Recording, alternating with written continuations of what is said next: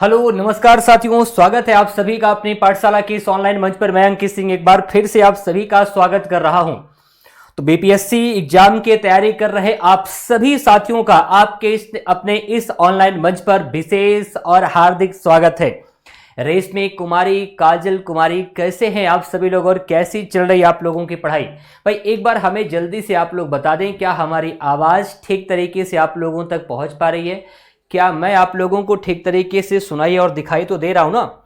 एक बार जल्दी से आप लोग हमें कंफर्म करें, क्या सभी कुछ ठीक तरीके से आप लोगों को सुनाई और दिखाई दे रहा है भाई? चलिए, तो हम पढ़ क्या रहे थे? हम यहां पर पढ़ रहे थे एटॉमिक स्ट्रक्चर का चैप्टर ना। एटॉमिक स्ट्रक्चर हम लोग कवर कर रहे थे और काफी कुछ हम सभी लोगों ने मिलकर क्या किया है, कवर भी कर लिया है। एटॉमिक स्ट्रक्चर के चैप्टर में काफी कुछ यहां पर आप लोगों को पढ़ाया जा चुका है। हाँ, काजल कुमारी गुड आफ्टरनून भाई सभी को। अध्यक्ष सोनी स्वागत है। कुमारी तनुप्रिया गुड इवनिंग सभी को। सभी चीजें ठीक तरीके से सुनाई और दिखाई दे रही हैं आप लोगों को ना? चलिए हाँ, ध्यान से देखिएगा। अब हम क्या करते हैं कि अपने क्लास की शुरुआत करते हैं, ठीक है? अगर कहीं किसी प्रकार से कोई असुविधा होती है तो आप लोग हमें जरूर सूचित करिएगा। साथियों याद रखिएगा, आज की क्लास में हाँ आज हिंदी की क्लास नहीं हो पाई तनु, ठीक है? मैम आज जो है संस्थान नहीं आ पाई थी कुछ विशेष कारणों की वजह से, इस वजह से आज आपकी हिंदी की क्लास नहीं होगी। और हाँ, ध्यान रखिएगा, आपकी इस क्लास में आज जो एटॉमिक स्ट्रक्चर हम आपको पढ़ाएंगे उसका थ्योरी वाला पार्ट तो आज समाप्त हो जाएगा। ध्यान रखना आप सभी लोग। और आज की ही डेट में हम करेंगे क्या कि एटॉमिक स्ट्रक्चर के चैप्टर से कुछ महत्वपूर्ण क्वेश्चन को भी हम हल कराएंगे, इंपॉर्टेंट क्वेश्चन की प्रैक्टिस भी हम कराएंगे, जो पीवाईक्यू भी होंगे और एमसीक्यूज भी होंगे। इसलिए आपको खूब मन लगा के तैयारी करनी है, ठीक? चलिए, तो हम शुरुआत करते हैं आज की अपनी क्लास की। हम लोग देखिए क्या क्या पढ़ रखे हैं। देखिए इसमें हम लोगों ने जानकारी ले ली है कि अणु क्या होते हैं, यानी कि मॉलिक्यूल क्या होता है, और परमाणु यानी कि एटॉम क्या होता है। अणु और परमाणु आप लोगों को हमने अच्छे से समझा दिया, ठीक? ये वाली जानकारी मिल गई कि परमाणु के केंद्रीय भाग में क्या होगा, उसकी बाहरी कक्षा में क्या होगा, internal structure of A atom, यानी कि परमाणु, किसी परमाणु की आंतरिक संरचना को हम सभी लोगों ने अच्छे तरीके से समझ लिया। और ध्यान दीजिएगा, इसके साथ साथ हमने ये देख लिया कि परमाणु की आंतरिक संरचना में कौन कौन से कण किस जगह पर मौजूद होते हैं। इलेक्ट्रॉन, प्रोटॉन, न्यूट्रॉन की सारी बात आप लोगों से हम कर ही चुके हैं। तो आज की क्लास में हम करेंगे क्या कि आज की क्लास में हम सभी लोग मिलकर यहां पर हाँ थ्योरी के पार्ट को भी हम लोग कंप्लीट करेंगे। और इसके साथ साथ आप सभी लोग याद रखिएगा, थ्योरी के पार्ट को कंप्लीट करने के साथ साथ हम सभी लोग यहां पर क्वेश्चन की प्रैक्टिस भी करेंगे, ठीक? हाँ, काजल कुमारी, रविकांत, ओडम कुमार, सभी का स्वागत है भाई। नमस्ते, सभी का स्वागत है। चलिए, तो अब यहां पर हम शुरुआत करते हैं अपनी क्लास की। सबसे पहले क्या पढ़ाएंगे आपको हम, परमाणु संख्या क्या होता है। हेडिंग सभी साथी बना लेंगे, परमाणु संख्या क्या होती है। लिखिए परमाणु संख्या। परमाणु संख्या यानी बात किसकी करेंगे बेटा? हम बात करेंगे सबसे पहले परमाणु संख्या या परमाणु क्रमांक की, ठीक? परमाणु संख्या या परमाणु क्रमांक। परमाणु संख्या अथवा परमाणु क्रमांक क्या होता है? परमाणु संख्या अथवा परमाणु क्रमांक क्या होता है? एटॉमिक नंबर क्या होता है? सबसे पहले इसकी जानकारी आपको हम देने वाले हैं। क्या भाई? एटॉमिक नंबर क्या होता है, इसकी जानकारी आपको हम सबसे पहले देने वाले हैं। एटॉमिक नंबर, एटॉमिक नंबर या इसी को आप लोग क्या कह सकते हो, हाँ एटॉमिक नंबर, ठीक है। परमाणु संख्या या परमाणु क्रमांक किसे कहा जाता है, आप ध्यान से यहां पर मेरे साथ इसे समझते चलेंगे। स्टार्ट किया जाए भाई। हाँ, नमस्ते नमस्ते, सभी का स्वागत है। अगर किसी प्रकार से कोई असुविधा होगी तो हमें आप लोग सूचित जरूर करिएगा, ठीक? चलिए ध्यान दीजिएगा, तो परमाणु संख्या या परमाणु क्रमांक कहा किसे जाता है? लिख लीजिएगा, नाभिक में उपस्थित न्यूट्रॉनों की संख्या, माफ कीजिएगा प्रोटॉनों की संख्या।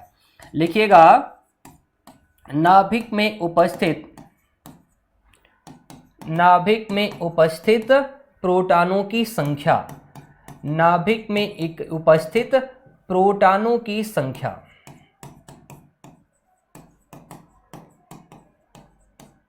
नाभिक में उपस्थित प्रोटॉनों की संख्या को साथियों क्या कहा जाता है? परमाणु संख्या या परमाणु क्रमांक कहा जाता है। लिख लीजिएगा, number of proton. Number of proton. ठीक है, नंबर ऑफ प्रोटॉन को ही साथियों क्या कहा जाता है, परमाणु संख्या कहा जाता है। अब इससे अच्छा, इसे इकाई धनाभीष भी तो लिखा जा सकता है, क्योंकि आप लोग जानते हैं कि जो प्रोटॉन होते हैं, प्रोटॉनों की प्रकृति कैसी होती है, धनावेशित। तो इसे इसकी जगह पर ऐसे और लगा के लिखा जा सकता है। कैसे लिखा जा सकता है भाई, और लगा के इकाई धनावेश भी लिख सकते हैं आप लोग। अगर आप लिखते हैं तो कोई दिक्कत वाली बात नहीं है। या नाभिकीय आवेश लिखा जा सकता है। इसके अलावा अगर हम आपसे ऐसे कहें नाभिकीय आवेश शामिल कर लीजिए, हम करें कि और न्यूक्लियर चार्ज शामिल कर लीजिए, न्यूक्लियर चार्ज, यानी कि नाभिकीय आवेश अगर शामिल कर लीजिए, तो क्या किसी प्रकार से कोई समस्या है? आप कहेंगे नहीं गुरुजी, क्यों समस्या नहीं है? क्योंकि भाई नाभिकीय आवेश किसकी वजह से होता है बताओ? नाभिकीय आवेश जो है प्रोटॉनों की वजह से ही होता है। तो आप तो बस सरल भाषा में समझ लीजिएगा कि जो प्रोटॉनों की संख्या होती है साथियों, प्रोटॉनों की संख्या ही क्या कहलाती है? उस तत्व का परमाणु क्रमांक कहलाती है, जिसे परमाणु संख्या भी कहा जाता है, एटॉमिक नंबर। इंग्लिश में क्या कहा जाएगा? Atomic number. याद रहेगा ना आप सभी साथियों को? चलिए याद रहेगा। आगे देखिएगा, यहां पर इसको हम दर्शाते हैं कैपिटल जेड से। किससे दर्शाते हैं बेटा? कैपिटल जेड से दर्शाते हैं।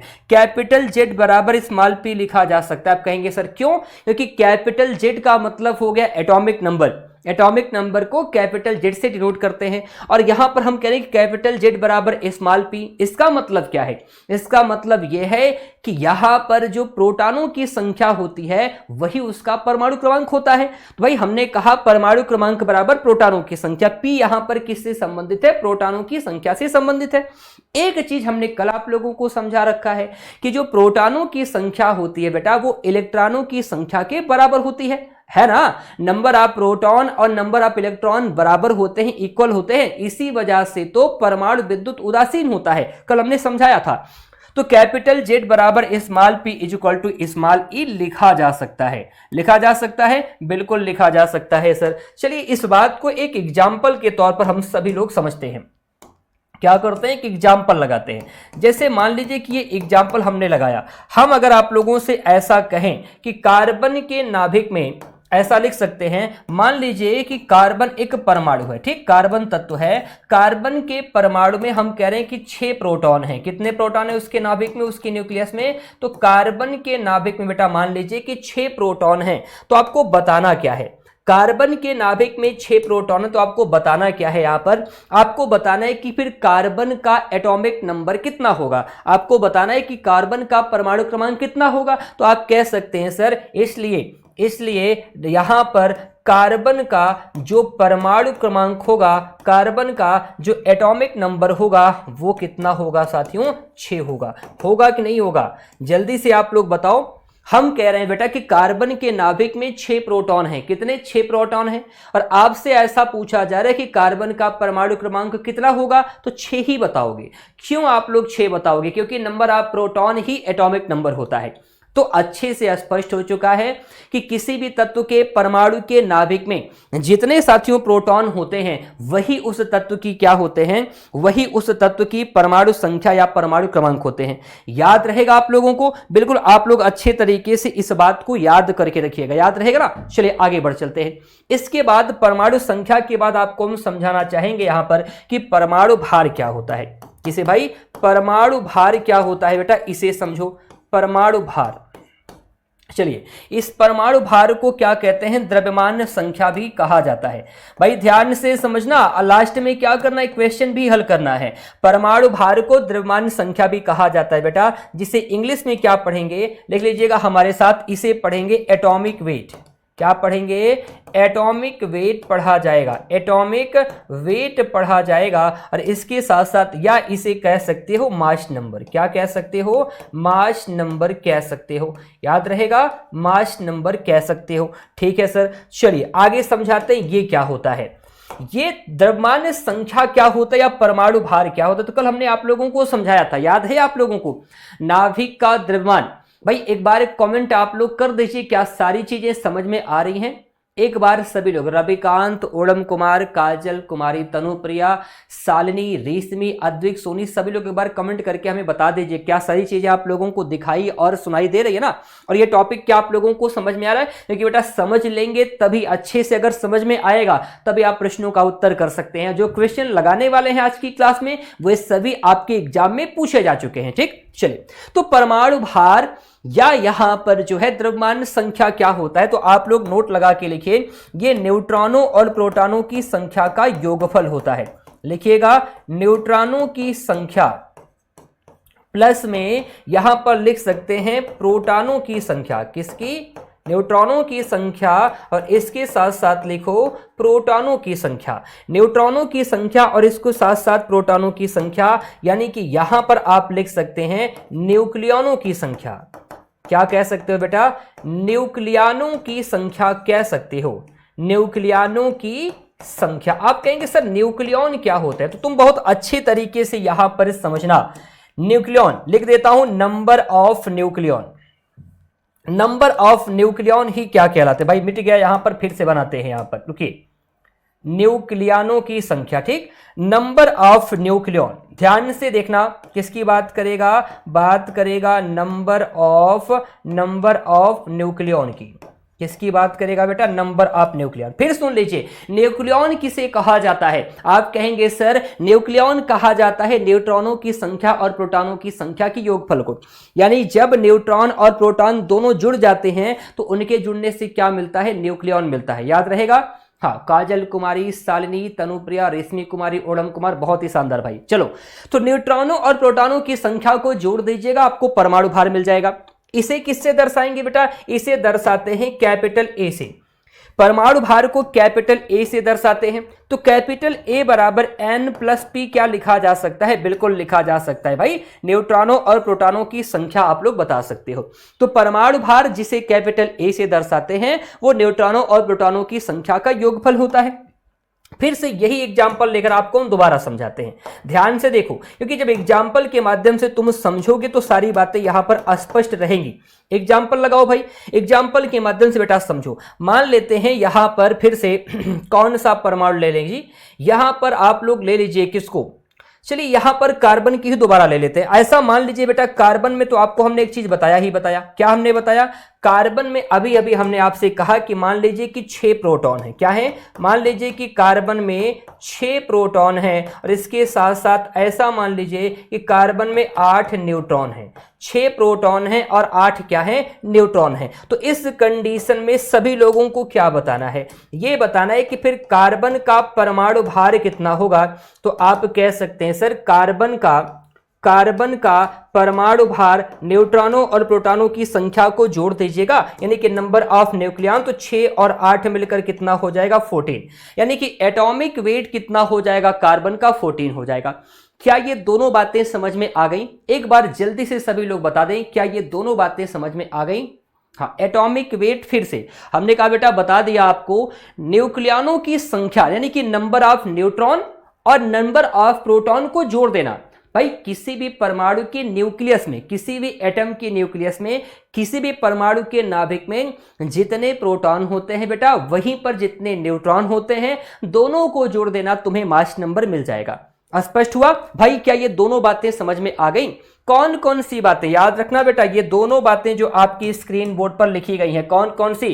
कि परमाणु संख्या क्या होती है और अथवा परमाणु क्रमांक क्या होता है, और एक और आपको बताया गया कि यहां पर आपको क्या बताना है कि परमाणु भार या द्रव्यमान संख्या क्या होती है।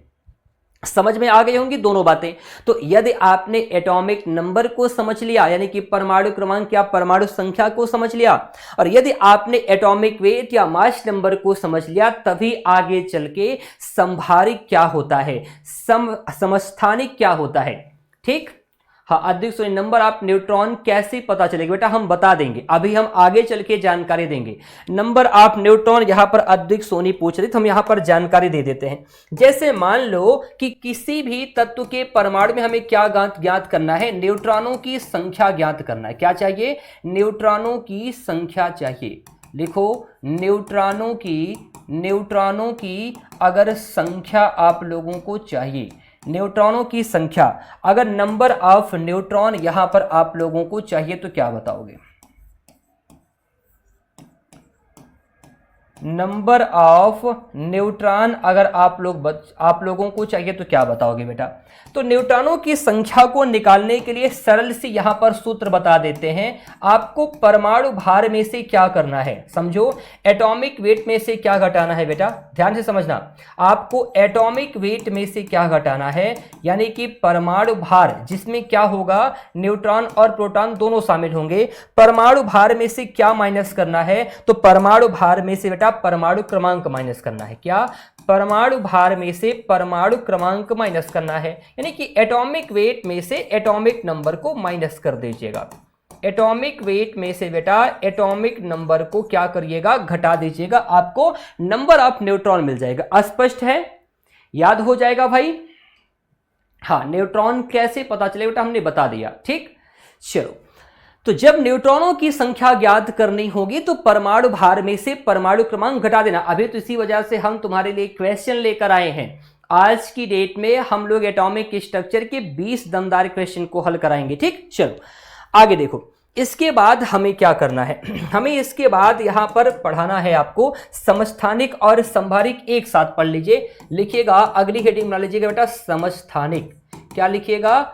समस्थानिक, जिसे क्या पढ़ा जाता है, आइसोटोप्स पढ़ा जाता है। ध्यान दो, समस्थानिक जिसे आइसोटोप्स पढ़ा जाता है। अब आप कहेंगे सर समस्थानिक क्या होता है? ध्यान से समझना, एक ही तत्व के ऐसे परमाणु जहां पर, समझो, जहां पर परमाणु संख्या समान होगी, जहां पर क्या समान होगी बेटा, परमाणु संख्या जहां पर समान, जबकि लिख लो, जबकि परमाणु भार अलग अलग होगा। परमाणु भार क्या होगा? परमाणु भार बेटा अलग अलग होगा, जहां पर परमाणु संख्या तो समान होगी। समझना इस बात को, जहां पर परमाणु संख्या तो समान होगी, नंबर ऑफ प्रोटॉन समान होंगे तो परमाणु संख्या समान होगी, लेकिन परमाणु भार अलग क्यों होगी? क्योंकि नंबर ऑफ न्यूट्रॉन अलग अलग होंगे। अभी आप लोगों को बहुत अच्छे तरीके से हम हर एक एग्जाम्पल को लगाकर आपको यहां पर समझाएंगे बेटा, बिना एग्जाम्पल के बात नहीं होगी। और जब तुम्हें एग्जाम्पल के माध्यम से जानकारी हम देंगे तो ये मानकर चलना तुम सबसे मजबूत तैयारी कर पाओगे। ठीक, और इस चैप्टर में एक मजबूत पकड़ भी तुम बना पाओगे। तो हमने कहा, लिख लीजिएगा, एटॉमिक नंबर, लिख देता हूं भाई, यहां पर क्या है परिभाषा इसकी, कि एटॉमिक नंबर तो समान है। लिखो, एटॉमिक नंबर विल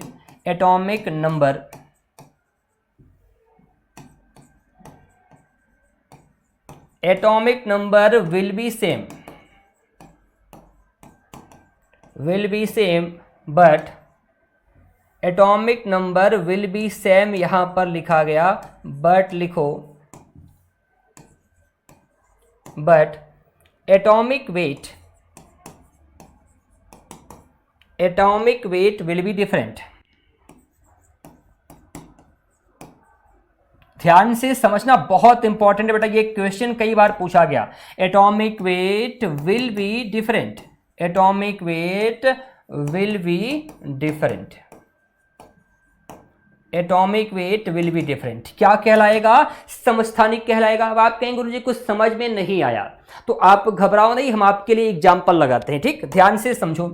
जैसे मान लो बेटा, यहां पर हाइड्रोजन के 3 समस्थानिक की बात करते हैं। एक होगा 1H1, दूसरा लिख लीजिएगा, यहां पर एग्जाम्पल है, ये क्या है? एग्जाम्पल है। ध्यान देना भाई, जब एग्जाम्पल के माध्यम से किसी कॉन्सेप्ट को तुम खूब अच्छे तरीके से समझ लोगे ना, तब ये मानकर चलना कहीं किसी प्रकार से कोई असुविधा नहीं आएगी। समझ पा रहे हो आप लोग? 1H1, उसके साथ साथ 1H2, इसके साथ साथ हम किसकी बात करेंगे? 1H3 की बात करेंगे। ये क्या है बेटा? ये हाइड्रोजन के आइसोटोप्स हैं, ये हाइड्रोजन के समस्थानिक हैं, जिसमें 1H1 को क्या पढ़ा जाएगा?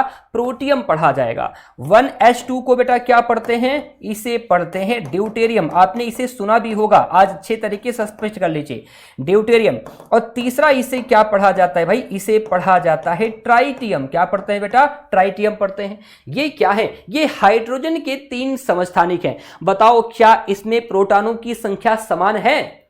यानी क्या इनका परमाणु संख्या या परमाणु क्रमांक समान है बेटा? बिल्कुल समान है। हर जगह पर देखो, हर जगह पर 1 1 आप लोगों को दिखाई दे रहा है। ये क्या है? ये नंबर ऑफ न्यूट्रॉन्स होते हैं, जिसे हम क्या कहते हैं? प्रोटॉन। नंबर ऑफ प्रोटॉन्स होते हैं बेटा, जिसे हम परमाणु संख्या कहते हैं।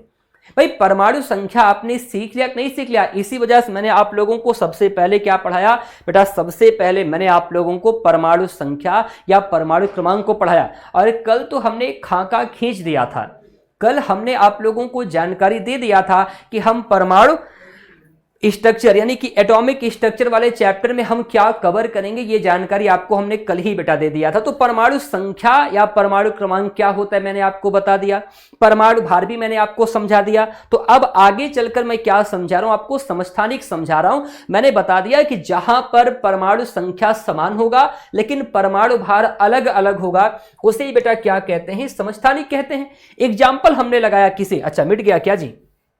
एग्जाम्पल हमने किसका लगाया? प्रोटियम, ड्यूटेरियम और ट्राइटियम का। 1H1, 1H2 और 1H3। इस 1H3 को क्या कहते हैं जी? ट्राइटियम कहते हैं।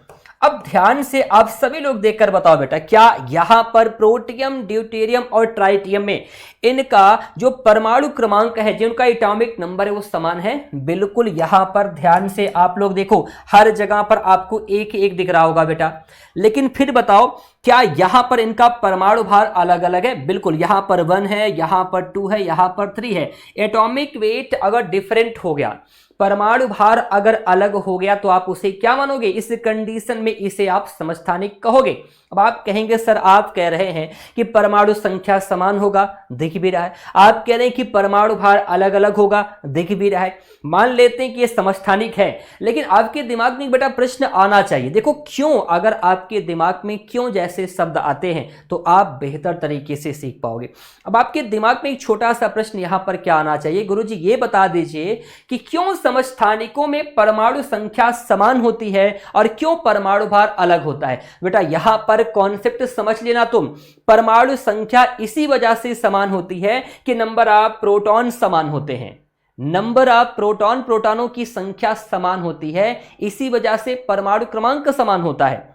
जबकि न्यूट्रॉनों की संख्या अलग अलग होती है। अब कहेंगे सर ये क्या न्यूट्रॉनों की संख्या है? नहीं जी, न्यूट्रॉनों की संख्या निकालने के लिए आपको ट्रिक दिया। नंबर ऑफ न्यूट्रॉन कैसे पता चलेंगे बेटा? परमाणु भार में से परमाणु क्रमांक घटाइएगा। सरल सी बात तुम्हें बताएं, तुम तो बस प्यार से समझ लेना सरल भाषा में कि बड़ी संख्या में से छोटी संख्या घटाना होगा। अब यही अप्लाई करो बेटा।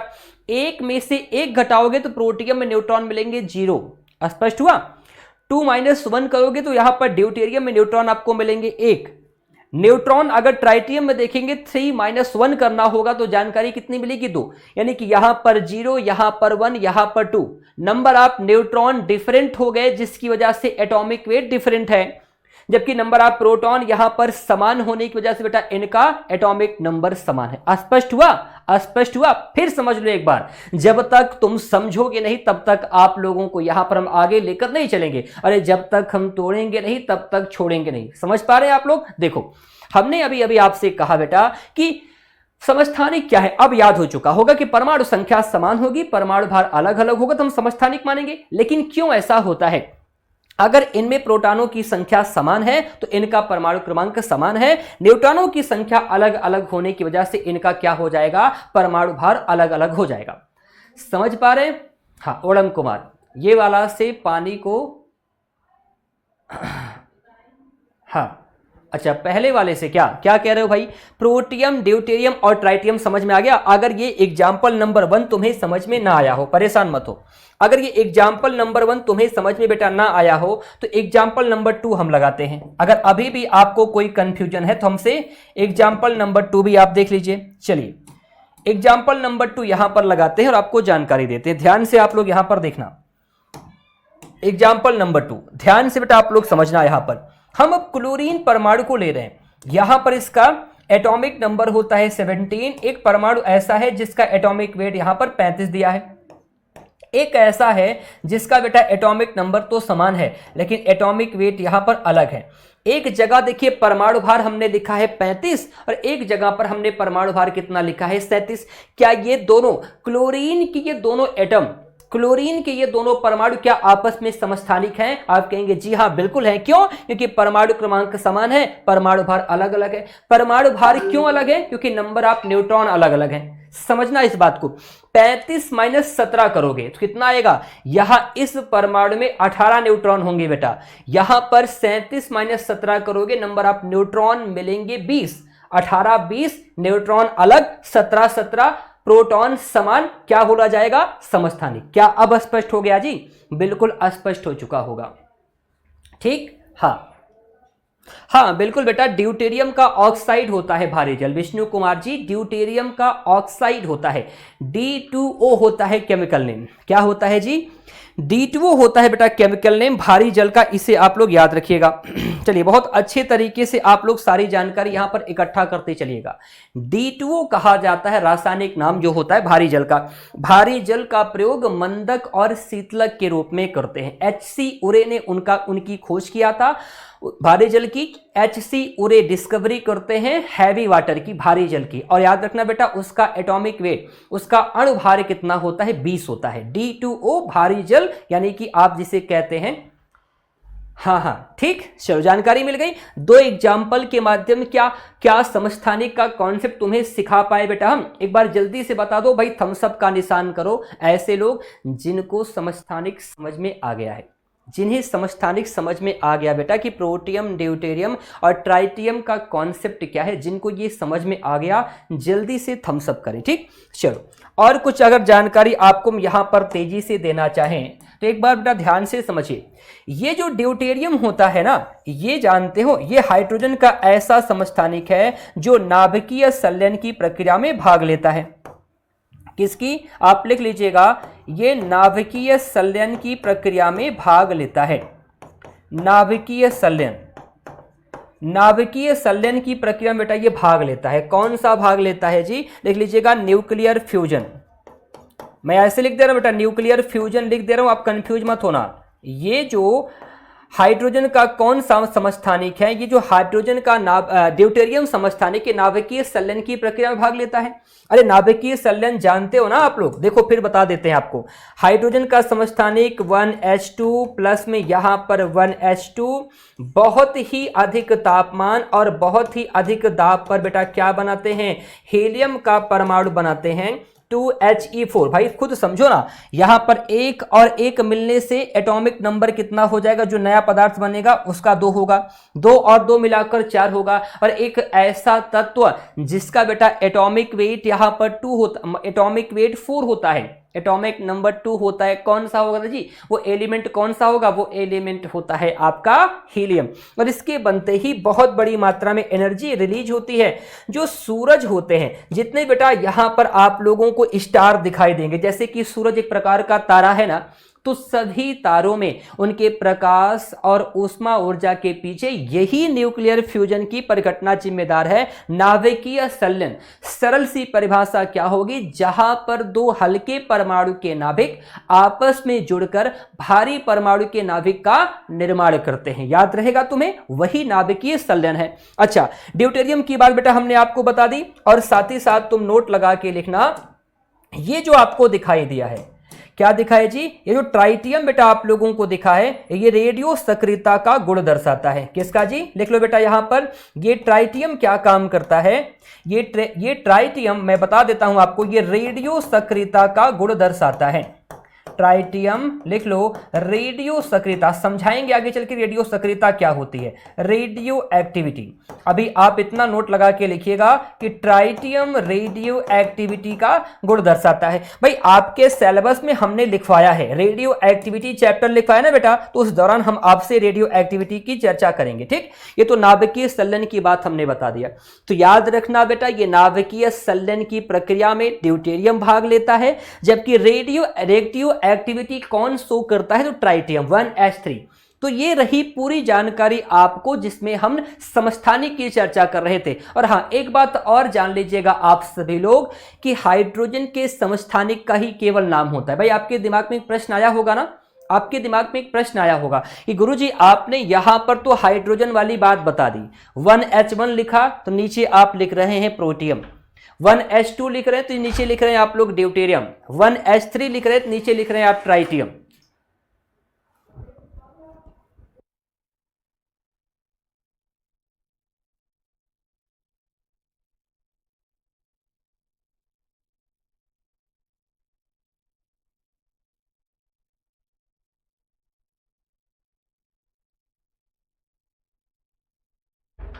तो समझ में आ गई बातें, प्रोटियम, ड्यूटेरियम और ट्राइटियम की बेटा हमने बात की। अब आपके दिमाग में एक प्रश्न आएगा, गुरुजी ये बताइए, आपने यहां पर तो कह दिया कि हाँ ठीक है 1h1 तो आप प्रोटियम कह रहे हैं, 1h2 तो आप ड्यूटेरियम कह रहे हैं, ये हाइड्रोजन के समस्थानिकों का नाम आपने लिख दिया। यहां भी तो आपने एक एग्जाम्पल लगाया है, तो इसको नाम क्यों नहीं दे रहे? बेटा सुनना, समस्थानिकों में केवल हाइड्रोजन के समस्थानिकों का ही नाम होता है, बाकी और किसी समस्थानिक का नाम नहीं होता है।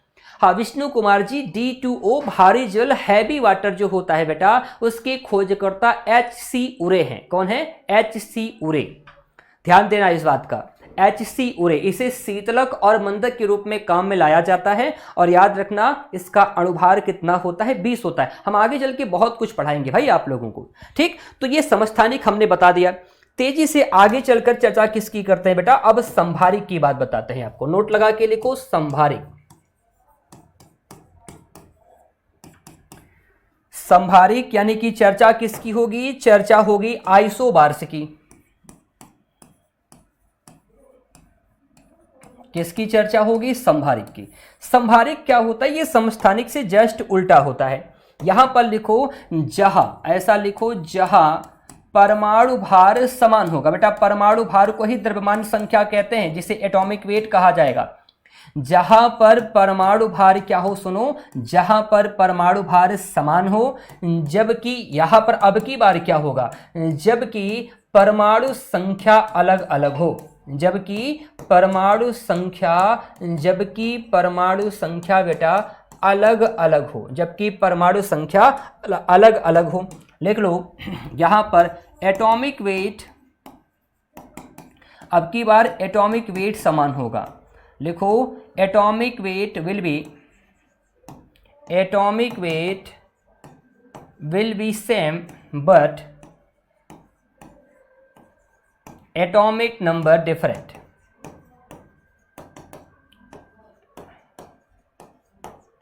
एटॉमिक नंबर क्या होगा? एटॉमिक नंबर डिफरेंट होगा। याद रहेगा, डिफरेंट होगा। ध्यान से समझना, हमें क्या करना है? क्वेश्चन भी बेटा यहां पर हल कराने हैं, ठीक। इसलिए थोड़ा तेजी से प्रश्नों को निपटाते हुए हम लोग आगे बढ़ेंगे। चलो यहां पर अब ध्यान दो। तो हमने कहा कि जहां पर परमाणु भार समान होगा जबकि परमाणु संख्या अलग अलग होगी, उसे क्या कहा जाएगा? उसे कहा जाएगा संभारिक। आप कहेंगे सर इसे भी एग्जाम्पल के तौर पर समझाइए। बिल्कुल समझाएंगे भाई, हमारा काम है आप लोगों को खूब मजबूती से समझाना, ठीक। देखो आर्गन लेते हैं, ऑर्गन, ठीक, ऑर्गन लेते हैं बेटा, जिसका तो एटॉमिक नंबर होता है 18, एटॉमिक वेट होता है 40। एक कैल्शियम लेते हैं, इसका एटॉमिक नंबर 20 होता है जबकि एटॉमिक वेट कितना होता है? 40 होता है। बेटा बताओ ये ऑर्गन और ये कैल्शियम का जो परमाणु है, क्या ये आपस में आइसोबार्स हैं? क्या ये आपस में संभारिक हैं? बिल्कुल संभारिक हैं। कैसे समझोगे? आप कहोगे सर यहां पर आपने देखा ना कि इनका परमाणु क्रमांक यानी कि एटॉमिक नंबर अलग अलग है, जबकि इनका जो आपने कहा कि परमाणु भार समान है, तो परमाणु भार समान दिख गया। तो इस कंडीशन में आप इसे संभारिक मानोगे। स्पष्ट हो गया भाई? एग्जाम्पल के तौर पर बेटा समझे होंगे तो स्पष्ट हो चुका होगा। अगली जानकारी आपको हम देते हैं। चलिए हमारे साथ अब आप लिखो किसको? सम न्यूट्रॉनिक को लिखो। लिखो सम न्यूट्रॉनिक। सम न्यूट्रॉनिक किसकी बात करेंगे? बात करेंगे बेटा सम न्यूट्रॉनिक की। सम न्यूट्रॉनिक की बात करेंगे, जिसे इंग्लिश में क्या पढ़ते हैं? आइसोटोन्स पढ़ा जाता है। आइसोटोन्स क्या पढ़ते हैं भाई? आइसोटोन्स पढ़ा जाता है बेटा। क्या पढ़ते हैं इसे? आइसोटोन्स पढ़ा जाता है सम न्यूट्रॉनिक। अब इसमें क्या होगा? लिखिएगा जहां न्यूट्रॉनों की संख्या समान हो। नाम से ही स्पष्ट हो जाएगा। लिखो जहां न्यूट्रॉनों की संख्या समान हो। जहां न्यूट्रॉनों की संख्या समान हो। जहां न्यूट्रॉनों की संख्या क्या हो, समान हो।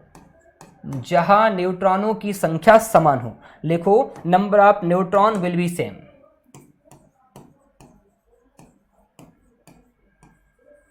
Number of neutron will be same, will be same, number of neutron will be same। जहां पर न्यूट्रॉनों की संख्या समान हो, भाई इसे भी एग्जाम्पल से समझाते हैं। बेटा एग्जाम्पल में आप यहां पर शामिल क्या करोगे, देखो एग्जाम्पल में आप लोग यहां पर शामिल कर लीजिए, एक तो यहां पर ड्यूटेरियम ले लीजिए, ड्यूटेरियम, ठीक, एक यहां पर क्या करिए ड्यूटेरियम, यानी कि 1H2 ले सकते हैं, और इसके साथ साथ 2 या ऐसा कर सकते हैं यहां पर ट्राइटियम ले लीजिए आप लोग, ट्राइटियम और हीलियम का परमाणु ले लीजिएगा, 1H3 ट्राइटियम, और इसके साथ साथ हम क्या करते हैं बेटा हीलियम का परमाणु ले लेते हैं।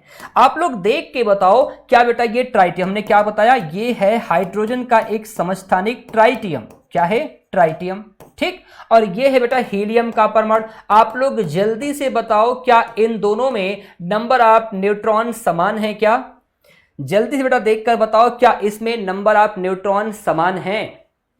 भाई एक बार रेशमी कुमारी, विष्णु कुमार, शालिनी, हाँ ओड़म कुमार, सभी लोग देखें और जवाब दें बेटा, बताएं हमें क्या यहां पर इन दोनों में नंबर ऑफ न्यूट्रॉन समान है। भाई अभी क्वेश्चन कैसे हल करोगे, अगर आप लोग सारी चीजों को अच्छे से सीख पा रहे हैं तभी क्वेश्चन को अच्छे से हल कर पाओगे।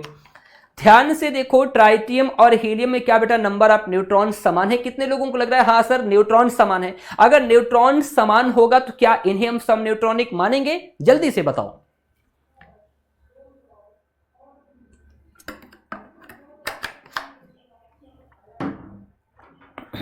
क्या नंबर ऑफ न्यूट्रॉन बेटा इनमें आप लोगों को समान दिखा है, भाई तेजी से बताएं ताकि हम कुछ बेहतरीन प्रश्नों को बेटा यहां पर आपके द्वारा हल करा सकें, ठीक है ना। भाई प्रश्नों को अगर हल करोगे बेटा तो आपको मजबूती मिलेगी, ध्यान से सुनना।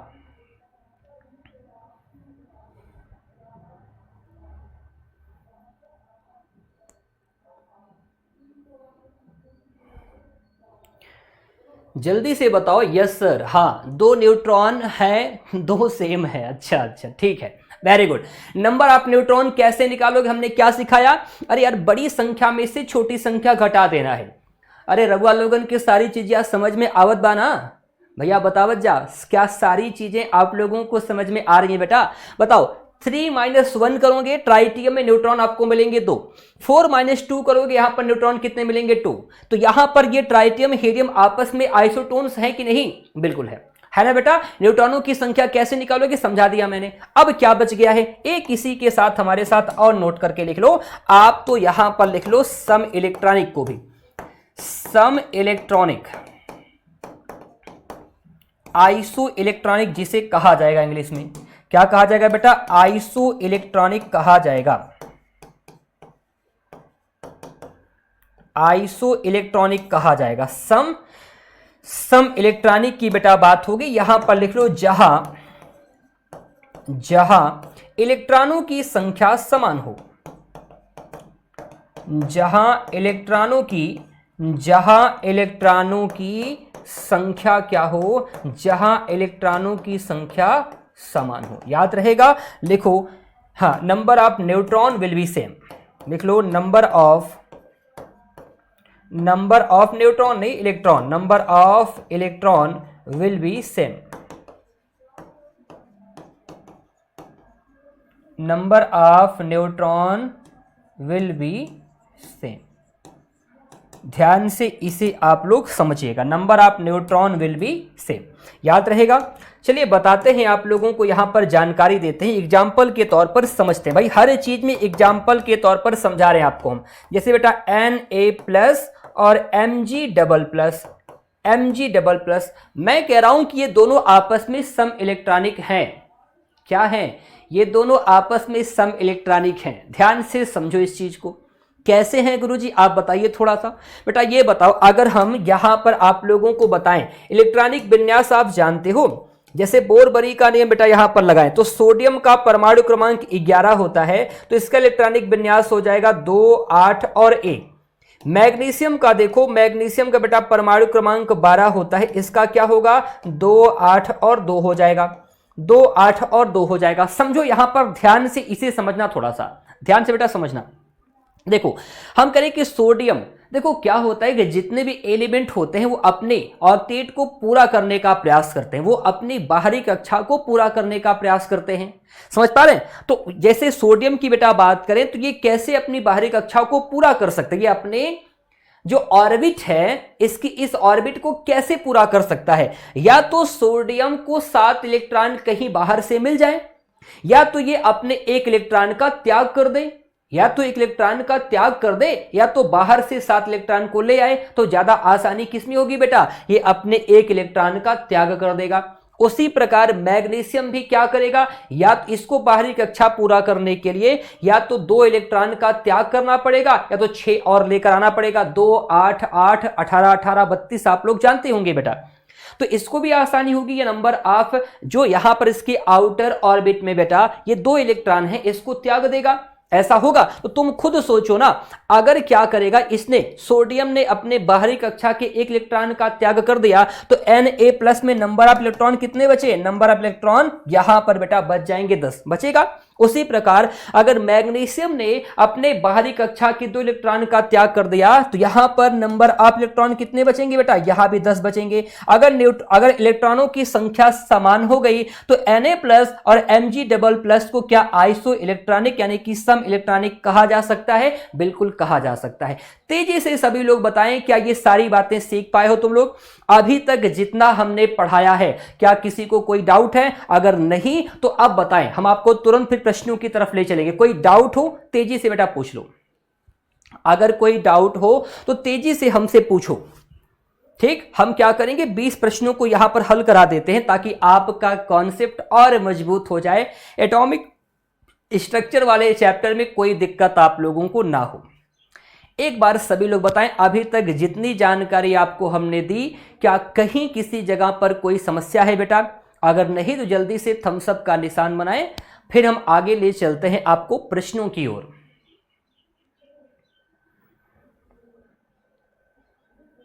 हाँ भाई सभी लोग बताएं, ओके है भाई, चलिए। हाँ यहां पर ओडम कुमार कह रहे हैं कि सर ओके, यहां पर सारी चीजें हमें अच्छे से समझ में आ गई, इसी वजह से बेटा आपके साथ लगकर इतनी मेहनत करी जाती है। रेशमी कुमारी कह रही कि सर समझ में आ गया। ठीक है, फिर तो ले चलते हैं आप सभी को प्रश्नों की तरफ।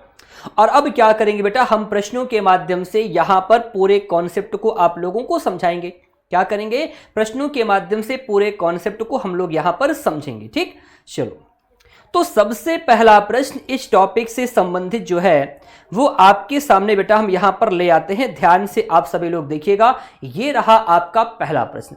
ध्यान से देखो और बताओ क्या होगा इस प्रश्न का बिल्कुल सही जवाब। परमाणु नाभिक के अवयव कौन कौन से हैं? The components of atomic nucleus और इलेक्ट्रॉन और प्रोटॉन, इलेक्ट्रॉन और न्यूट्रॉन, प्रोटॉन और न्यूट्रॉन की प्रोटॉन, न्यूट्रॉन और इलेक्ट्रॉन। जल्दी से देखो और पहले प्रश्न का जवाब दो। हाँ बेटा शालिनी, आइसो इलेक्ट्रॉनिक का मतलब सिर्फ इतना है कि जिसमें नंबर ऑफ इलेक्ट्रॉन समान हो। भाई सोडियम की बेटा बात करें, Na+ का मतलब हुआ उसने अपने 1 इलेक्ट्रॉन का त्याग किया। तो सोडियम का परमाणु क्रमांक 11 है, उसमें बेटा इलेक्ट्रॉन कितने होंगे 11, 1 का त्याग कर दिया तो कितने बच गए 10 बच गए। उसी प्रकार मैग्नीशियम ने अपने 2 का त्याग कर दिया, कितने बच गए 10 बच गए। तो उस कंडीशन में Na+ मतलब 1 इलेक्ट्रॉन त्यागा है, Mg++ मतलब उसने अपने 2 इलेक्ट्रॉन का त्याग किया है बेटा। इस वजह से दोनों में क्या हो जाएगा, आप कहेंगे नंबर ऑफ इलेक्ट्रॉन समान होगा। यहां पर क्या होगा, option number C. Very good, option number C. बेटा नाभिक में क्या मिलेगा, कल इसी तो अच्छे तरीके से समझाए थे कि प्रोटॉन और क्या मिलेगा, न्यूट्रॉन मिलेगा। याद रहेगा, प्रोटॉन और न्यूट्रॉन। आगे ले चलते हैं, अगला क्वेश्चन देखिए। 2 तत्व कैल्शियम जिसका परमाणु क्रमांक 20 है और आर्गन जिसका परमाणु क्रमांक 18 है और दोनों तत्वों की द्रव्यमान संख्या 40 है, तो ऐसे तत्वों को क्या कहा जाता है जी? अरे इसी का तो एग्जाम्पल लेकर हमने आपको समझाया था। इसी का तो एग्जाम्पल लेकर हमने आपको समझाया था बेटा। क्या होगा, हम देखिए समय नहीं गवाते हैं क्योंकि एग्जाम्पल बेटा हम दे चुके हैं, तो सभी लोगों को याद होगा इन दोनों को आपस में क्या कहा जाएगा, संभारिक कहा जाएगा, आइसोबार्स कहा जाएगा। क्यों बेटा, देखो इनका जो परमाणु क्रमांक है ये अलग अलग है ना, जबकि परमाणु संख्या या द्रव्यमान या परमाणु भार या द्रव्यमान संख्या क्या है, ये देख पा रहे हो कि 40 है। अगर ऐसा है तो उन्हें क्या कहा जाता है, संभारिक कहा जाता है। याद रहे ना, ये आइसोबार्स होंगे। जो प्रश्न लिखा गया जवाब क्या होगा, ऑप्शन नंबर सी। सभी को समझ में आ गया होगा। अगला क्वेश्चन लगाएंगे, इसे पढ़िए और ध्यान से जवाब दीजिएगा। ध्यान से सभी लोगों को पढ़ना है, खुद पढ़िए बेटा, जवाब दीजिएगा। आणविक संरचना के बारे में निम्नलिखित में से कौन सा कथन सही है। सभी लोग ध्यान से देख लें इस प्रश्न को। इसके बाद इस प्रश्न को हम एक बार अंग्रेजी भाषा में भी लगा देते हैं। इस प्रश्न को अंग्रेजी भाषा में लगा देते हैं। देखिए ये प्रश्न आपके लिए अंग्रेजी भाषा में भी यहां पर लगा दिया गया है। सभी लोग देखें और जब भी अपने प्रश्न का उत्तर करें हमें क्वेश्चन नंबर लिख कर बताएं बेटा, ताकि हम समझ पाएं कब किस प्रश्न का उत्तर कर रहे हैं। ध्यान से देखो और सभी लोग जवाब, तो जितने भी लोग लाइव देख रहे हैं और जो आगे चलकर बेटा रिकॉर्डेड इस सेशन को देखने वाले होंगे, उनसे भी अनुरोध रहेगा कि बिल्कुल टेस्ट के तरीके से ही इसे अटेम्प्ट कीजिएगा। ठीक, भगाकर वीडियो को नहीं देखना है बेटा, टेस्ट के तरीके से अटेम्प्ट करोगे तो बहुत लाभ मिलेगा। अब आप खुद बताओ कहां पर लिखा, कह रहे कि न्यूट्रॉन एंड इलेक्ट्रॉन्स और इन द न्यूक्लियस। क्या न्यूट्रॉन और इलेक्ट्रॉन न्यूक्लियस में होते हैं? गलत बात है, यानी कि ऑप्शन नंबर ए तो गलत हो जाएगा। इलेक्ट्रॉन और प्रोटॉन और इन द न्यूक्लियस गलत हो जाएगा बेटा। प्रोटॉन एंड न्यूट्रॉन और in the nucleus and electrons revolve around the nucleus, यानी कि प्रोटॉन और न्यूट्रॉन्स न्यूक्लियस में होते हैं, नाभिक में होते हैं। देखो प्रोटॉन और न्यूट्रॉन न्यूक्लियस में होते हैं और इलेक्ट्रॉन न्यूक्लियस के इर्द गिर्द चक्कर लगा रहा होता है। यही तो हमारे इस प्रश्न का सही जवाब हो जाएगा। तीसरे क्वेश्चन का राइट आंसर क्या हो जाएगा, ऑप्शन नंबर सी होगा। याद आ गया भाई। चलिए अगले प्रश्न लगाएंगे बेटा। यहां पर बताओ निम्नलिखित में से कौन अणु यानी कि एटम का भाग नहीं है। तेजी से प्रश्नों का उत्तर अटेम्प्ट करिए बेटा। बताओ कौन सा अणु का यानी कि एटम का भाग नहीं है, इलेक्ट्रॉन, प्रोटॉन, न्यूट्रॉन या फोटॉन। जल्दी से बताओ चौथे क्वेश्चन का आंसर क्या होगा। ध्यान से सभी लोग देखें और चौथे क्वेश्चन का आंसर बताएं। Which of the following is not a part of A molecule. Atom का भाग कौन सा नहीं है? सरल सी बात है बेटा, इलेक्ट्रॉन भी होगा, प्रोटॉन भी होगा, न्यूट्रॉन भी होगा, लेकिन फोटॉन नहीं होगा। तो आप कहेंगे सर फोटॉन्स क्या होते हैं? ये ऊर्जा के पैकेट्स होते हैं, ये ऊर्जा के बंडल होते हैं। ऊर्जा के बंडल क्या हैं? ये एनर्जी पैकेट्स हैं बेटा। क्या हैं? लिख लो, एनर्जी पैकेट्स हैं। ये क्या है? ये ऊर्जा के बंडल हैं। क्या है जी? ये ऊर्जा के बंडल हैं। लिख लो बेटा, ये प्रकाश की चाल से चलते हैं। क्या चलते हैं? ऊर्जा के बंडल हैं और ये प्रकाश की चाल से चलते हैं। क्या जी? ये प्रकाश की चाल से चलते हैं। ऊर्जा के पैकेट्स होते हैं और प्रकाश की चाल से चलते हैं। याद रहेगा आप सभी लोगों को। तो प्रश्न का जवाब क्या हो जाएगा? Option number D. ठीक, चलो आगे ले चलते हैं, बात करते हैं प्रश्न संख्या 5वीं की। इसका जवाब देने वालों को इनाम मिलेगा भाई। प्रश्न संख्या किसकी बात करते हैं बेटा? हाँ जल्दी से करिएगा, अभी 20 मिनट का समय हम लोगों के पास शेष है। इस प्रश्न का जवाब देने वाले हमारे साथी को क्या मिलेगा? इनाम मिलेगा। जहां पर शानदार प्रश्न होगा हम वहां पर ठहरेंगे। ठीक, और जिसको हमें लगेगा कि ये आपको आराम से आ जाता है, इतनी मेहनत आपके साथ हम कर रखे हैं, तो उसको थोड़ा सा तेजी से निपटाते हुए आगे बढ़ जाएंगे। हाँ, रेशमी, रविकांत, अमित, कुमारी तनुप्रिया, शालिनी, सभी लोग बताएं। विष्णु, रेशमी, अमित, ओड़म, सभी लोग बताएं भाई इस 5वें प्रश्न का जवाब क्या होगा।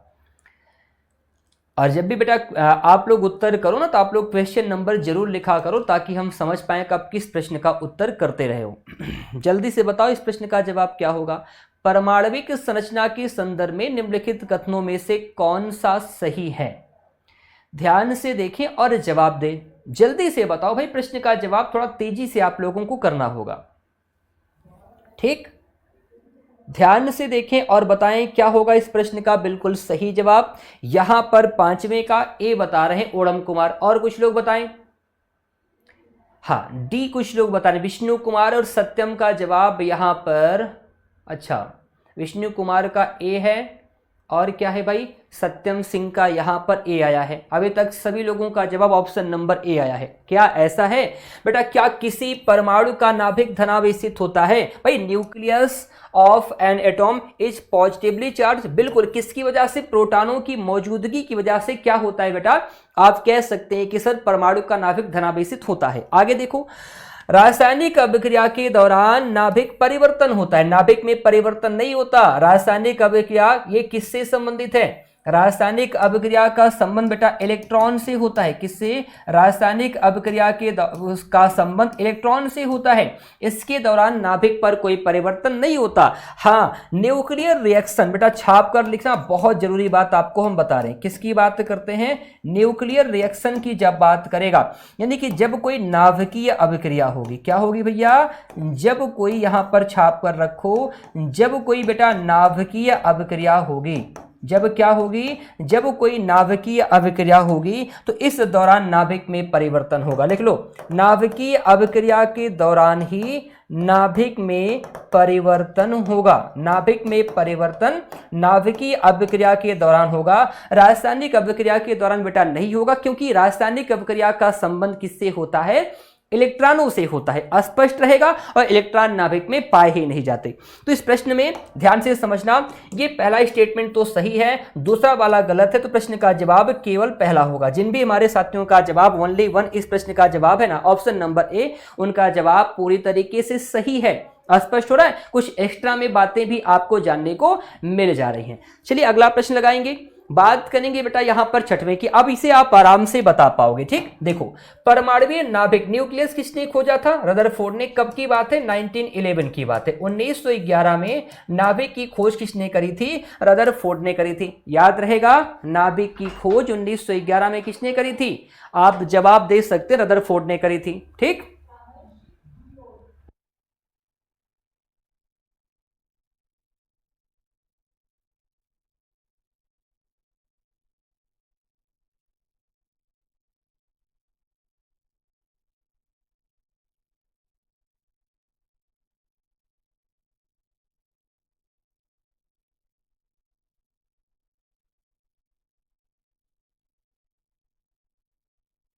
आगे देखिए, बात करेंगे प्रश्न संख्या यहां पर 7वें की। किसी परमाणु का सर्वाधिक द्रव्यमान किसमें होता है? जल्दी से बताओ, किसी परमाणु का सर्वाधिक द्रव्यमान बेटा कहां पर होगा? सही बात है, नाभिक में होगा। क्यों होगा? क्योंकि नाभिक में भाई देखो, परमाणु में मूलतः बेटा 3 कण होते हैं। 3 मुख्य रूप से होते हैं, मेनली 3 ही होते हैं, इलेक्ट्रॉन, प्रोटॉन और न्यूट्रॉन। बाकी तो आप पॉजिट्रॉन को भी देख पाओगे, न्यूट्रिनो को भी देख पाओगे और पाई मेसान को बेटा देख पाओगे। देखो, किसी परमाणु का सर्वाधिक द्रव्यमान कहां पर होगा? नाभिक में होगा। नाभिक में ही क्या होते हैं? आप हायर मास, हाईएस्ट मास की बेटा जब बात करेगा तो आपका जवाब क्या आएगा? न्यूक्लियस ही आएगा। याद रखेंगे, किसी परमाणु का सर्वाधिक द्रव्यमान किस जगह पर होता है? नाभिक में, यानी कि न्यूक्लियस में होता है। न्यूक्लियस इस प्रश्न का बिल्कुल सही जवाब हो जाएगा। स्पष्ट है बातें? हाँ, 7वें का सी सही जवाब होगा, जिनका भी जवाब आ रहा है। निम्नलिखित में से कौन सा एक कण प्रतिकण का युग्म है बेटा? आप लोगों को हमने बता दिया, इलेक्ट्रॉन और पॉजिट्रॉन। अरे पॉजिट्रॉन को एंटी कण कहते हैं। किसका? पॉजिट्रॉन को इलेक्ट्रॉन का एंटी कण कहते हैं। ऑप्शन नंबर ए इस प्रश्न का बिल्कुल सही जवाब होगा। यह भी आप अच्छे से जानते हो। ठीक, चलो अगला क्वेश्चन देखो। हीलियम के नाभिक में क्या होता है? सही से बताएं भाई। हीलियम का परमाणु क्रमांक 2 होता है और इसका परमाणु भार कितना होता है? 4 होता है। सभी लोग तेजी से इस प्रश्न का जवाब दें। 8वें क्वेश्चन का राइट आंसर क्या होगा बेटा? हीलियम के नाभिक में क्या होता है? अच्छा, एक तो स्पष्ट हो गया कि ये जो लिखा है ये नंबर आप प्रोटॉन लिखा है, तो 2 प्रोटॉन होगा। न्यूट्रॉन कितने होंगे? 4 - 2 = 2। तो जहां पर ऐसा लिखा होगा 2 प्रोटॉन और 2 न्यूट्रॉन, यही इस प्रश्न का क्या होगा? बिल्कुल सही जवाब होगा। ऑप्शन नंबर सी इस प्रश्न का बिल्कुल सही जवाब होगा। अरे भाई, सारी चीजें समझ में आ रही हैं? Very good. अगर जिनका जवाब यहां पर ऑप्शन नंबर सी है बेटा, 8वें प्रश्न का बिल्कुल सही जवाब है। सरल सा प्रश्न है, कठिन नहीं है। अगला क्वेश्चन लगाएंगे, इसे देखो। ये प्रश्न थोड़ा सा कठिन पड़ सकता है, आप लोग समझो। परमाणु संरचना के संदर्भ में निम्नलिखित कथनों पर विचार कीजिए। यहां पर एटॉमिक स्ट्रक्चर से जोड़कर 2 स्टेटमेंट आपको दिया गया है। पहला स्टेटमेंट क्या कह रहा है बेटा, समझना। पहला और दूसरा स्टेटमेंट ध्यान से पढ़ना। द फर्स्ट, हाँ, जे रिलेटेड, ये क्या लिखा है भाई? हाँ, समझना, एटॉमिक स्ट्रक्चर की बेटा बात कर रहा है। यहां पर थोड़ा सही से लिखा गया कि परमाणु की संरचना से संबंधित पहला जो स्ट्रक्चर है उसे किसने दिया, पहली परमाणु की संरचना से संबंधित पहला मॉडल, क्या जी, हाँ, परमाणु की संरचना से संबंधित पहला मॉडल बेटा किसने दिया, जे थॉमसन ने दिया। The first model of atomic structure was given by, atomic structure was given by, कह सकते हैं क्या, आप कह सकते हैं जे थॉमसन। क्या ऐसा है? बिल्कुल सही बात है बेटा। नील्स बोर ने क्या रदरफोर्ड के परमाणु मॉडल की त्रुटियों को दूर किया था, सही बात है। और जानते हो इसकी नील्स बोर के इसी प्रयास के लिए नील्स बोर साहब को 1922 में बेटा क्या किया गया था, नोबेल पुरस्कार से सम्मानित किया गया था। क्या जी, नोबेल पुरस्कार से सम्मानित किया गया था। नील्स बोर को नोबेल पुरस्कार से सम्मानित किया गया था। तो पहला और दूसरा यानी कि ऑप्शन नंबर सी इस प्रश्न का क्या हो जाएगा, सही जवाब होगा। यह जानकारी कुछ आपको नहीं मिल चुकी होगी, ठीक, इसे भी आप लोग नोट लगा के लिखिएगा। जब क्वेश्चन टफ बनाएगा तो इस प्रकार से क्वेश्चन बना सकता है। अगला क्वेश्चन देखेंगे, और वे ये सभी क्वेश्चन की प्रकृति जानते हैं किस प्रकार की हो जाए। जैसे यूपीएससी क्वेश्चन पूछता है तो कभी कभी मान लो कि बीपीएससी का मूड खिसक गया और वो यूपीएससी के पैटर्न पर अगर क्वेश्चन बनाना शुरू करेगा तो कुछ इस प्रकार से बना देगा। तो हम सारे क्वेश्चन को यहां पर करा दे रहे हैं, आपके पास सभी अचूक हथियार रहेंगे, ठीक। चलो बेटा अगला क्वेश्चन देखो, एक तत्व में इलेक्ट्रॉनों और न्यूट्रॉनों की संख्या क्रमशः कितनी है, 18 है और 20 है। न्यूट्रॉनों की संख्या बेटा, इलेक्ट्रॉनों की संख्या 18 कह रहा है और नंबर ऑफ न्यूट्रॉन कितना बता रहा है, 20 बता रहा है। इस तत्व की द्रव्यमान संख्या कितनी होगी बेटा, ये बताओ। क्या पूछा है, मास नंबर आप लोगों से पूछा है, बोलो द्रव्यमान संख्या क्या होती है, बोलो मास नंबर क्या होता है, बोलो द्रव्यमान संख्या या परमाणु भार, द्रव्यमान संख्या, या अगर आप लोगों से परमाणु भार का प्रश्न पूछेगा, द्रव्यमान संख्या या परमाणु भार जब तुमसे पूछेगा बेटा तो आप कहोगे सर न्यूट्रॉनों और प्रोटॉनों को जोड़ दो। न्यूट्रॉन कितना है, न्यूट्रॉन बताया है गुरुजी 20। न्यूट्रॉन कितना बताया है, न्यूट्रॉन आपको बताया है 20। ये बताओ क्या प्रोटॉनों की संख्या दी गई है, प्रोटॉनों की संख्या डायरेक्ट नहीं लिखी गई, लेकिन तुम ये बताओ इलेक्ट्रॉनों की संख्या प्रोटॉनों की संख्या के बराबर होती है ना। इलेक्ट्रॉनों की संख्या प्रोटॉनों की संख्या के बराबर नहीं होती, बिल्कुल बराबर होती है। तो जितने इलेक्ट्रॉन उतने ही प्रोटॉन। तो क्या लिखा है, 18 लिखा है, तो 20 प्लस 18 कितना हो जाएगा, 38 हो जाएगा। कितना होगा, 38। ऑप्शन नंबर सी इस प्रश्न का सही जवाब होगा। वेरी गुड, जिनका भी जवाब ऑप्शन नंबर सी आया है। हाँ बिल्कुल, विष्णु कुमार, रविकांत, सत्यम, सभी लोगों का जवाब बेटा यहां पर, ओणम, सभी लोगों का जवाब पूरी तरीके से यहां पर सही है। 38 इसका सही जवाब होगा। बताइए सभी को समझ में आ रहा है भाई। अगर कोई ऐसा विद्यार्थी हो जिसको जानकारी ना मिल पाए, मतलब यहां पर चीजें समझ में ना आ रही हो, तो भाई हमें आप लोग बेटा सूचित जरूर करना। ऐसा ना हो कि आप संकोच के मारा कुछ बताएं ना, भाई जरूर बताना आप सभी लोग। हाँ सत्यम, तुम्हारा भी जवाब भाई एकदम सही है। अगला क्वेश्चन लगाएंगे बेटा, प्रश्न संख्या 12वीं की बात करेंगे। एक नाभिक की द्रव्यमान संख्या क्या हो सकती है, थोड़ा सा अनुमान लगाए तो। प्रश्न संख्या 12वें पर सभी लोग विचार करें, एक नाभिक की द्रव्यमान संख्या क्या हो सकती है, जल्दी से बताओ। The sum of numbers of neutrons and proton is, the total mass of neutrons and proton is always less than its atomic number, none of the above. क्या होगा बेटा इस प्रश्न का जवाब। देखो आप लोगों को हम कॉन्सेप्ट अच्छे तरीके से सिखा चुके हैं ना। अब नंबर ऑफ क्वेश्चन की प्रैक्टिस भी हम करवा दे रहे हैं, कुछ ऐसे क्वेश्चन की प्रैक्टिस करवा दे रहे हैं जिससे तुम्हारा ये कॉन्सेप्ट पूरे तरीके से मजबूत हो जाएगा। सभी लोग इस प्रश्न को पढ़ें और जवाब दें। एक नाभिक की द्रव्यमान संख्या बेटा क्या हो सकती है, न्यूट्रॉनों और प्रोटॉनों की संख्या की योगफल होती है, कि न्यूट्रॉनों और प्रोटॉनों का कुल द्रव्यमान होता है, कि हमेशा अपनी परमाणु संख्या से कम होती है, या उपरोक्त में से कोई नहीं। द्रव्यमान संख्या क्या होगा, जल्दी से बताओ। हाँ हमने क्या समझा रखा है भाई, हमने आपको समझा रखा है बेटा कि 12वें का ए जवाब होगा। अरे द्रव्यमान संख्या n+p ही तो बताए हैं, तो इस प्रश्न का जवाब क्या होगा, ऑप्शन नंबर ए हो जाएगा। ऑप्शन नंबर ए इस प्रश्न का बिल्कुल सही जवाब हो जाएगा, ठीक। और कहीं बेटा किसी किताब में अगर कोई प्रश्न दिखा गया हो जहां पर अगर इस क्वेश्चन का आंसर गलत मिले ना, तो आप लोग उसे बेटा सही नहीं मानिएगा। यहां पर ध्यान से देखिएगा, नाभिक की द्रव्यमान संख्या हमेशा क्या होती है, न्यूट्रॉनों और प्रोटॉनों की संख्या का योगफल होती है। ठीक, और एक चीज ये भी आप कह सकते हैं कि जो द्रव्यमान संख्या बेटा होती है वो हमेशा अपनी परमाणु संख्या से क्या होगी, कम होगी। ये भी सही हो सकता है, लेकिन ज्यादा सही क्या है, ऑप्शन नंबर सी भी सही हो सकता है बेटा, लेकिन ज्यादा सही ऑप्शन नंबर ए है। क्यों? क्योंकि ये अच्छे से परिभाषित कर पा रहा है भाई परमाणु संख्या। जैसे तुम समझो बेटा, हमने हीलियम का एक एग्जांपल लिया, हीलियम का परमाणु क्रमांक 2 होगा, परमाणु भार कितना होगा, 4 होगा। भाई परमाणु क्रमांक और परमाणु भार आप लोगों को हमने सिखा रखा है ना, तो हीलियम का बेटा परमाणु क्रमांक कितना होगा, 2 होगा, और हीलियम का परमाणु भार कितना हो जाएगा, 4 हो जाएगा। बताओ किसी नाभिक की द्रव्यमान संख्या जो कि 4 यहां पर हीलियम में है, ये इसकी परमाणु संख्या से अधिक है कि नहीं?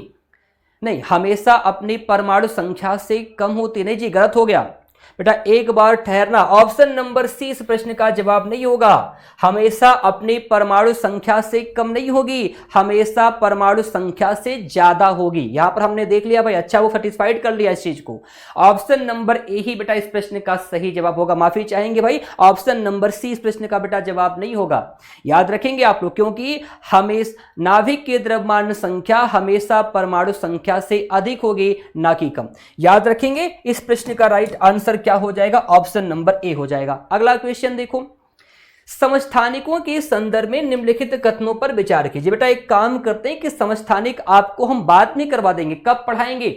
जब आपको पढ़ाएंगे रेडियो सक्रियता, कोबाल्ट 60 का काम क्या है, फास्फोरस 32 का काम क्या है, आयोडीन 131 का काम क्या है, सोडियम 24 का काम क्या है, थैलियम 201 का काम क्या होता है, कार्बन 14 का काम क्या होता है, सब रेडियो सक्रियता के चैप्टर में आप लोगों को हम सिखाने वाले हैं। बस यहां पर आप ऐसा करिए कि एक बार प्रश्न को हल कर लीजिए। देखो, रेडियो एक्टिव समस्थानिकों का उपयोग मानव शरीर में संचारित होने वाले रक्त का आयतन ज्ञात करने में किया जाता है। बिल्कुल सही बात है बेटा, ये समझना। आर्सेनिक 74 का प्रयोग जानते हो, ट्यूमर की पहचान में किया जाता है। ट्यूमर की पहचान बेटा किसका प्रयोग करते हैं, आर्सेनिक 74। जबकि अगर ब्लड कैंसर लिखा है तो आप दो चीज लिखिएगा, एक तो लिखो फास्फोरस 32, और यही बेटा ब्लड कैंसर में तुम कोबाल्ट 60 भी लिख लो। क्या लिख लो? कोबाल्ट 60 भी लिख लो। फास्फोरस 32 और कोबाल्ट 60, यहां पर आप सभी साथियों से अनुरोध रहेगा इन दोनों को शामिल कर लीजिएगा। फास्फोरस 32 और कोबाल्ट 60, इन दोनों का प्रयोग ब्लड कैंसर के इलाज में करते हैं। इसकी वजह से बेटा ये हमारा दूसरा स्टेटमेंट क्या हो गया, ये गलत हो गया। हमने फिर कहा परेशान मत होना, घबराना मत, हम रेडियो सक्रियता वाले चैप्टर में आपको और अच्छे से इसकी जानकारी देने वाले हैं। ठीक, सोडियम 24 समस्थानिक का प्रयोग परिसंचरण तंत्र में रक्त के थक्के का पता लगाने के लिए किया जाता है। सही बात है बेटा, यानी यहां पर पहला और तीसरा स्टेटमेंट जहां पर लिखा है वही इस प्रश्न का सही जवाब होगा। दूसरा स्टेटमेंट बेटा क्या होगा, गलत हो जाएगा, क्योंकि आर्सेनिक 74 ये ट्यूमर की पहचान में प्रयोग में लाया जाता है, जबकि ब्लड कैंसर के लिए बेटा फास्फोरस 32 और कोबाल्ट 60 अलग अलग विकल्पों में लिखा होगा तो फास्फोरस 32 ज्यादा सही होगा। वैसे अगर फास्फोरस 32 और कोबाल्ट 60 लिखा है, मान लो कि ऑप्शन नंबर ए में फास्फोरस 32 लिखा है, ऑप्शन नंबर बी में मान लीजिए कोबाल्ट 60 लिखा है, तो तुम्हारा जवाब, और ऑप्शन नंबर सी में दोनों ए और बी लिखा हुआ है, तुम्हारा जवाब ऑप्शन नंबर सी होगा। समझ पा रहे हैं? अलग अलग लिखा होगा बेटा तो फास्फोरस 32 ज्यादा सटीक मानेंगे। हम आपको और अच्छे से समझाएंगे। तो आपने देखा कि 13वें प्रश्न में ये स्टेटमेंट नंबर पहला सही है, दूसरा रॉन्ग है बेटा, और तीसरा भी यहां पर करेक्ट है। इस वजह से इस प्रश्न का राइट आंसर क्या हो जाएगा, ऑप्शन नंबर बी इस प्रश्न का बिल्कुल सही जवाब हो जाएगा। स्पष्ट है बातें? जल्दी से बताओ राइट आंसर क्या होगा, ऑप्शन नंबर बी हो जाएगा बेटा इस प्रश्न का बिल्कुल सही जवाब। अगला क्वेश्चन लगाएंगे, ध्यान से देखना। किसी परमाणु नाभिक का आइसोटोप, अरे आइसोटोप का मतलब हमने बता रखा है, अभी अभी हमने समझा रखा है। आइसोटोप का मतलब क्या होता है, समस्थानिक। समस्थानिकों में क्या होता है बेटा, प्रोटॉनों की संख्या वही रहती है लेकिन न्यूट्रॉनों की संख्या अलग अलग होती है। जहां पर ऐसा लिखा होगा यही इस प्रश्न का सही जवाब होगा। समझ पा रहे हैं? आइसोटोप लिखा है, देखो बेटा इसी वजह से हम कह रहे थे कि इंग्लिश वर्ड भी याद रखना है। जो शुद्ध हिंदी माध्यम के विद्यार्थी हैं उनसे अनुरोध रहेगा जी कि परहेज मत करिए बेटा।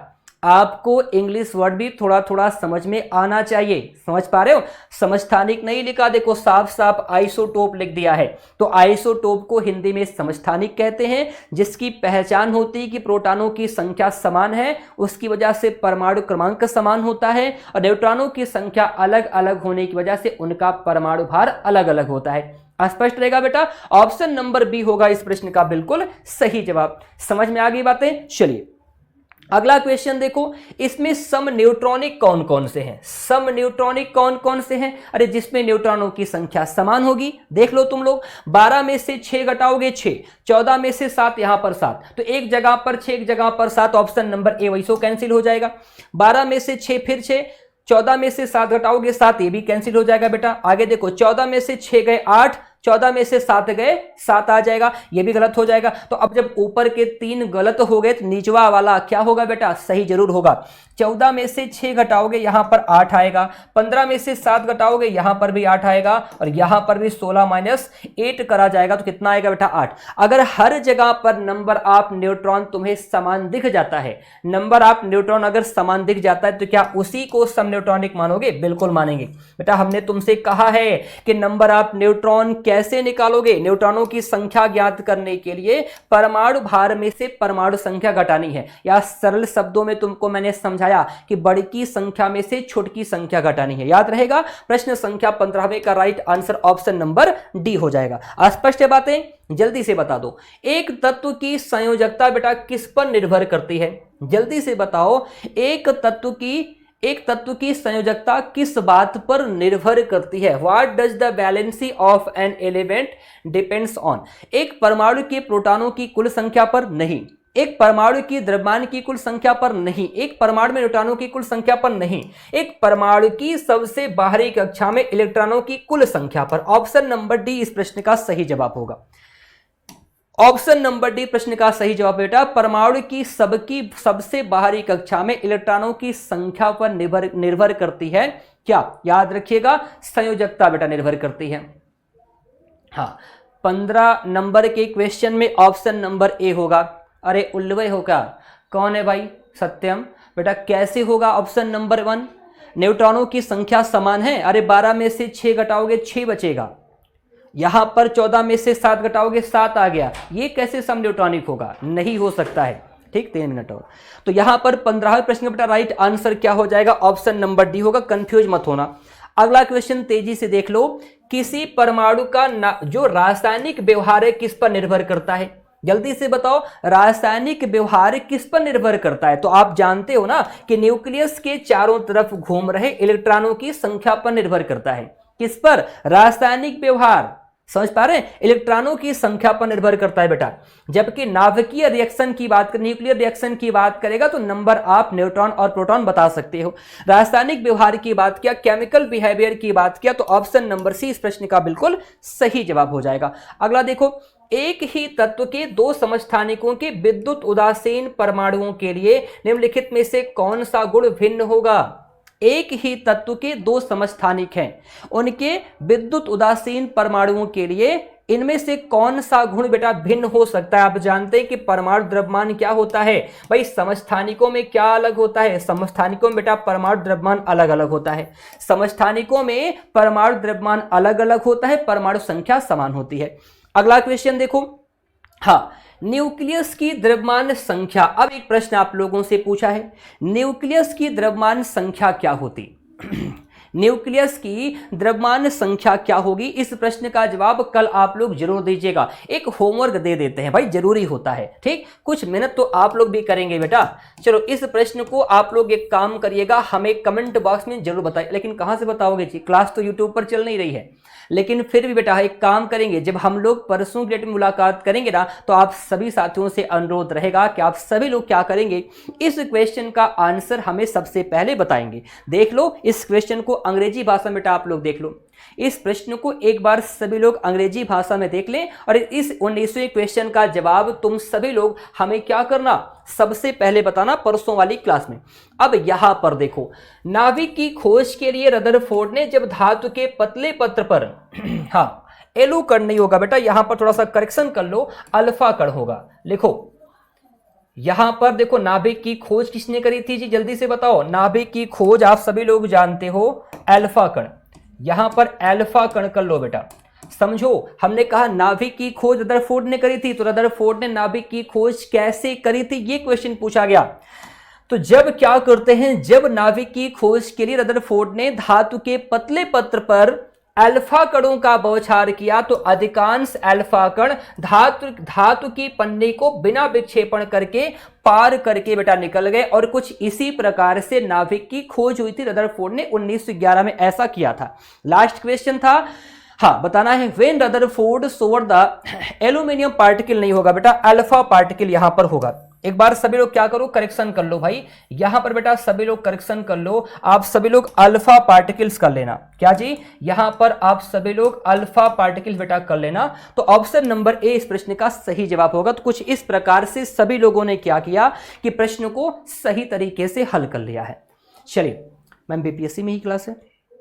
बीपीएससी में 6 बजे है अभी आज, अच्छा ठीक है भाई। निक्की मैम की आपकी क्लास बीपीएससी में अभी आपकी क्लास कब लगी है, 6 बजे लगी है। तो निक्की मैम की पॉलिटी की क्लास आपको सुबह माफ कीजिएगा भाई, अभी शाम को 6 बजे देखने को मिलेगी। मेरी क्लास परसों से आप लोगों को, मेरी क्लास आप लोग शेड्यूल बेटा देख लेना, आप लोगों को शायद सुबह में 6 बजे क्लास मिलेगी, ठीक।